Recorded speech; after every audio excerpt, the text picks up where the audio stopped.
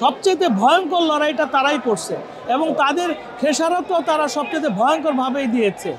ফিলিস্তিনেও হইতেছে এরকম না, তাদের হাতেও কিছু গুলতি বা কোনো কিছু থাকে, কিন্তু এইখানে একদম খালি হাতে।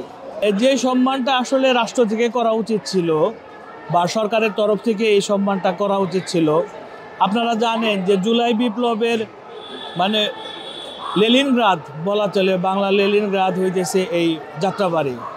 তারা যে যুদ্ধটা করেছে শুধু শেখ হাসিনার বিরুদ্ধে এই জুলাই বিপ্লবে না, তার আগেও তারা এই যুদ্ধগুলো করেছে।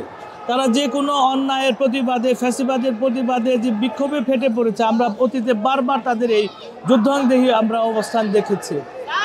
এইটা একটা বিস্ময়কর ব্যাপার যে এইরকম এত কম সুযোগ সুবিধা এবং এত অনুন্নত একটা অঞ্চলের মানুষ হিসেবে তাদের যে বিক্ষোভ, তাদের যে ক্ষোভ, এটা একটা সিগনিফিক্যান্ট ঘটনা।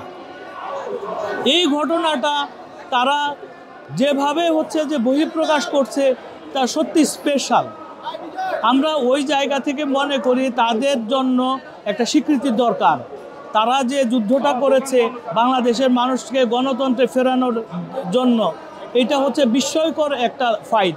খালি হাতে একটা আর্ম পুরো ব্যাটালিয়নের বিরুদ্ধে, মানে এত ভয়ঙ্কর মারণাস্ত্রের বিরুদ্ধে তারা হচ্ছে খালি হাতে খালি বুকে যে লড়াইটা করেছে, এটা সারা পৃথিবীতে বিরল ঘটনা। ঐতিহাসিকভাবে আমরা ইতিহাস ঘেঁটে দেখলেও আপনি দেখবেন যে এইরকম ঘটনা ইভেন ফিলিস্তিনেও হইতেছে এরকম না, তাদের হাতেও কিছু গুলতি বা কোনো কিছু থাকে, কিন্তু এইখানে একদম খালি হাতে। এবং বাংলাদেশের সব জায়গায় এরকম লড়াইটা, কিন্তু সবচেয়ে ভয়ঙ্কর লড়াইটা তারাই করছে এবং তাদের খেসারতও তারা সবচেয়ে ভয়ঙ্করভাবেই দিয়েছে। এরকমভাবে এই লড়াই থেকে তারা যে জিতে এসেছে, এইটার জন্য তাদের একটা বিরচিত সম্বর্ধনা দেওয়া দরকার ছিল। আমরা সেটা করতে পারি নাই। আমরা হচ্ছে তাদেরকে হচ্ছে যে খুব আমাদের সামান্য আয়োজন দিয়ে তাদেরকে হচ্ছে তাদের এই স্বীকৃতিটা দেওয়ার চেষ্টা করেছে আমাদের জায়গা থেকে। আমরা মনে করি তাদের এই বীরত্বপূর্ণ লড়াইকে গর্বভরে স্মরণ করা উচিত বাংলাদেশের মানুষের। আমাদের জায়গা থেকে এইটুকুই আমরা স্মরণ করিয়ে দিতে চাই।